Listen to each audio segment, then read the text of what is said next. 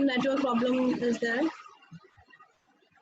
Okay, we have seen here the various type of assessment programs, and by these we continuing by the how we can assess the pain intensity. We can analyze the pain by different intensity and through different outcome measures by VAS scale, MPQ, that is VAS visual analog scale, then McGill pain questionnaire, then numerical pain rating scale. By these we can assess the pain intensity. Okay.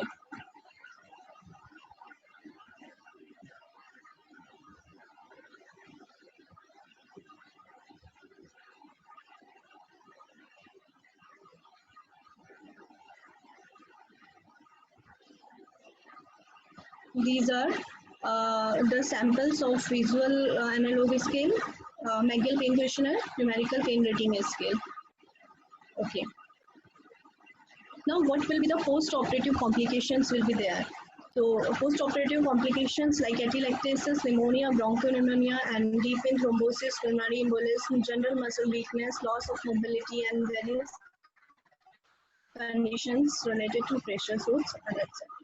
These are the various post-operative condition in which there are some complications are there, like respiratory complication, having atelectasis, pneumonia, which I already have told you, cardiovascular like shock and thrombophlebitis, gastrointestinal like constipation, palliative ileus, and in this way there will be various type of like functional weakness and fatigue, functional declination, etc. These are the various complication after the surgery. Now, post-operative training, how we manage the condition or how we get benefited by the post-operative training. We can we can have an early recovery and less hospital stay in this phase. So we can say the effect of exercise on the outcomes after the surgery has been extensively studied in a number of populations, like many type of surgical cases, conditions like post-hip replacement, post-knee replacement, post-cardiac surgery, post-abdominal surgery. Other surgical groups are also there, like colorectal, thoracic, post-cancer resection, vascular, urological, etc. And the evidence of post-operative physiotherapy management are measured in a number of studies. Like it helps in the prevention of CRF, also cardiorespiratory fitness, and we can say in preventing the chest complication also, like breathing exercise, through cuffing, inhalation, humidification, then through postural drainage, breath control exercise with arm movement. This you can see breathing exercise, diaphragm contraction, and the relaxation in the inhalation and exhalation. You can see here convexity and concavity.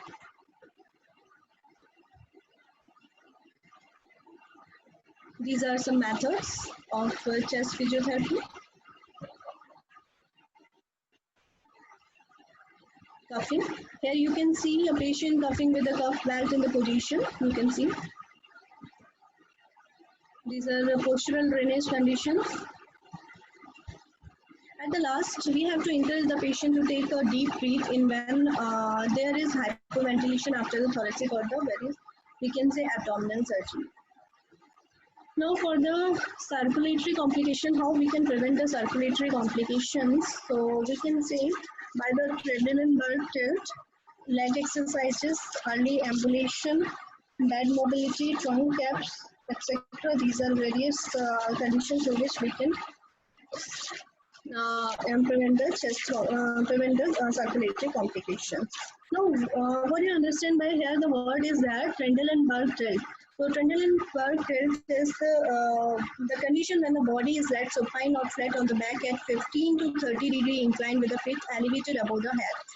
Okay, this can be used to treat a venous air embolism by placing the right ventricular outflow tract inferior to the right ventricular cavity. Usually, we are doing in the surgical patients. Then prevention of the bad posture by the firm back support chair with arms and overcorrection. by various ergonomical advices, scar management through friction massage, modalities like ultrasound, and complete rehabilitation in the activity of daily life. Then there one of the complication of DVT is also there.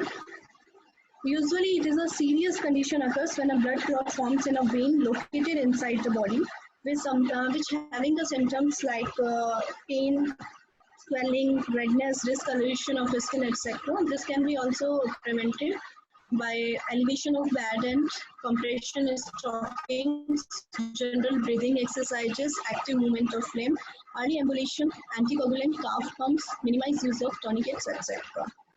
These are the compression stockings you can see in the picture.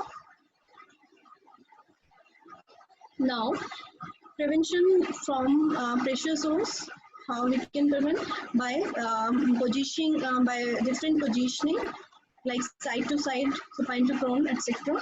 according to the severity level.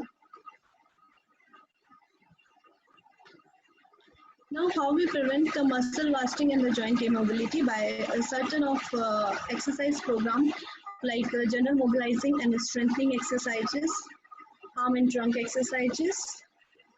There should be specific exercise for the specific condition according to the severity and also the wasting of muscle category.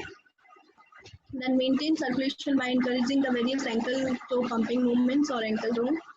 Bad exercises, gluteals, quads by the knee flexion and inner range quads, etc. These all are under the bad exercises, straight leg raise, etc. Some of their exercises to increase the patient, like you can take a chair additional exercise. Stair climbing and descending is one of the most important part. That is, always lead up the stairs with good leg and down the stairs with operated leg. Ascending crutches, stay down, and descending crutches down first. Now, the most important part in the post-operative training is the early ambulation. It is safe to get out of the bed on the day one unless there is a medical reason not to do. So, early ambulation is very necessary, very important, so that the patient can recover early by the condition. And initially, we'll use a Zimmer frame to aid balance and weight bearing. Day second and third, dressing and drains all should be removed, and the patient should supported by the Zimmer frame and crutches, sticks, etc. After that, exercises should be there. These are Zimmer frames, elbow crutches, and sticks. Now, how we can make progression of it? By an aid until patient regain balance skills in the beginning, walk 10 minutes 3 times a day, and is strength improving, walk for 20 to 3 times a day. Once the patient fully recovers, regular walk 20 or 30 minutes 3 or 4 times a week will help maintain the strength. After the discharge program, we have to maintain a safe environment for the patient, like he or she should continue with general exercise programs and walk further, going up and down the stairs with the breathing control. And at the last, various advices to the patient, like continue with normal activities as much as possible within the limit of pain and set a new goal each day. And in this, the patient is likely to recover more quickly if they keep active rather than the resting moment. So this is the summary. I seen very problem in the network. So by this, I'm completing my session. And these are the references.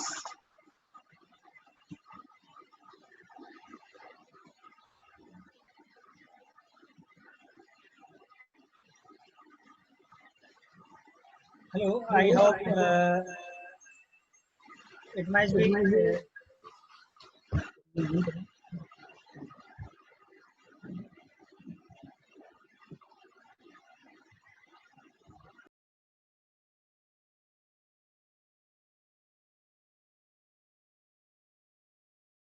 Hello, hello. Yes, I hope you may have get an idea what is the role of physiotherapy in surgical conditions. And ma'am, there is some questions. I can see there was one question in between a session that can we use laser for managing the scar or for healing the wounds? Ma'am, there is a question from someone named Galaxy A30. He or she want to ask that can we use the laser for managing the scars?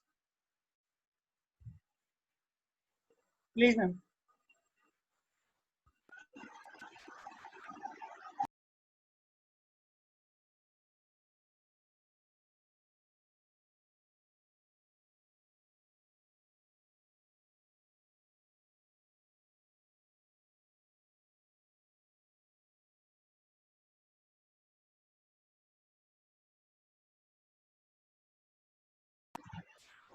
Yes. What will be the question? So please repeat it.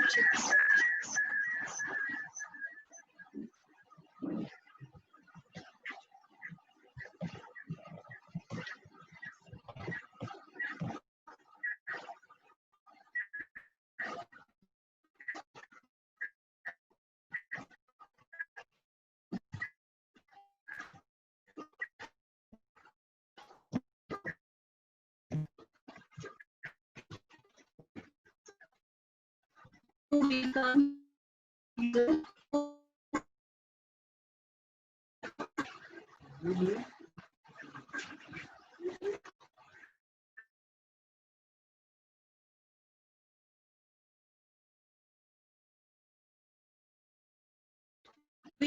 that.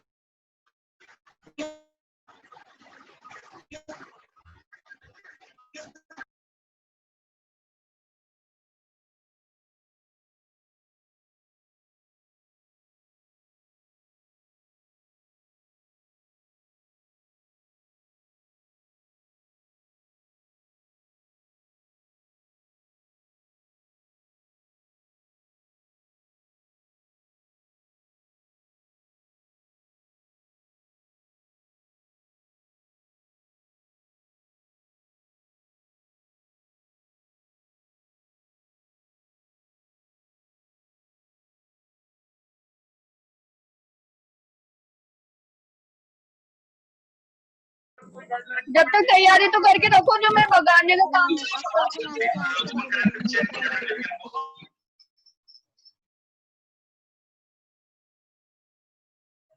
Yes, if anybody has any query, they can directly ask, and we have given you the authorities. You can